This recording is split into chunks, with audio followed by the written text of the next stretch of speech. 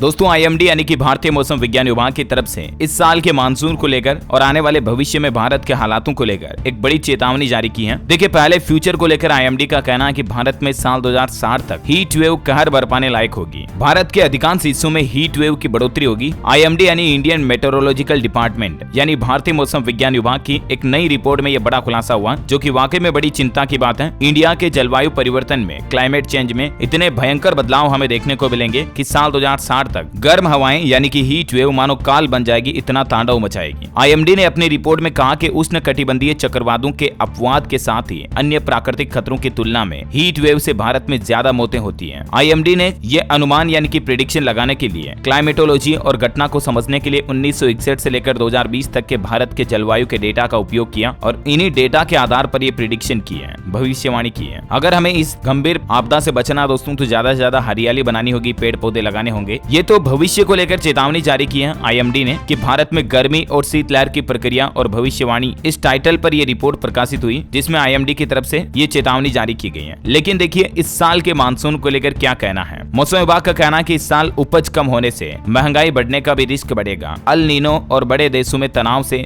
धीमी पड़ सकती है हमारे देश भारत की ग्रोथ भी। भले ही कई सारे इकोनॉमिस्ट यानी कि अर्थशास्त्रियों ने इस साल भारत की ग्रोथ अच्छी रहने का अनुमान लगाया है, लेकिन देश में इस साल कृषि का उत्पादन घट सकता है। इसके पीछे वजह यह है कि बारिश कम होगी और इसके चलते अनाज, दलहन और चीनी जैसी जरूरी चीजें महंगी हो सकती हैं। देश के वित्त मंत्रालय ने अपनी आर्थिक समीक्षा की रिपोर्ट में कहा कि इस बीच दुनिया भर में जो भू राजनीतिक तनाव है, उसके चलते भी अर्थव्यवस्था की रफ्तार धीमी पड़ सकती है। और अल नीनो की आशंका कितनी गंभीर है, तो देखिए, मौसम विभाग के मुताबिक इस साल जून, जुलाई और अगस्त में अल नीनो की 70% आशंका है। जुलाई, अगस्त और सितंबर में इसकी आशंका 80% तक बढ़ जाएगी। देश में पिछले 20 साल में 7 बार अल नीनो का कहर पड़ा है, जिसकी वजह से कई बार सूखा भी पड़ा। अल नीनो मतलब ये एक तरह की समुद्रीय घटना, जिसके चलते बड़ा जलवायु बदलाव हमें देखने को मिलता है, जिसकी वजह से कई बार सूखा आ जाता है, कई बार गंभीर आपदा आ जाती है। तो धान और सोयाबीन जैसी फसलों का उत्पादन घट सकता है। हालांकि रिजर्व बैंक देश की इकोनॉमी पर पूरी तरह से निगरानी बनाए हुए है और आरबीआई ने भी देखी है, पिछले 3 साल में 137 टन सोना खरीदा रिजर्व बैंक ने हमारे। ये मार्च 2020 से 79% ज्यादा है। दुनिया भर में बढ़ती अनिश्चितताओं के चलते दुनिया भर के अलग अलग देशों के रिजर्व बैंक गोल्ड बढ़ा रहे हैं। तो ये दोस्तों लेटेस्ट रिपोर्ट रही इंडिया के वेदर न्यूज अलर्ट को लेकर और इस साल के मानसून को लेकर। और भी कोई मौसम विभाग की तरफ से ताजा अपडेट आएगा तो मैं आपको बता दूंगा इसी चैनल डीएलएस न्यूज के माध्यम से। इस वीडियो को लाइक और शेयर करना, डीएलएस न्यूज चैनल को सब्सक्राइब करके बेल आइकन जरूर दबा देना, ताकि ऐसी ही महत्वपूर्ण जानकारियों से हमेशा अपडेट रह पाएंगे। जय हिंद, जय भारत।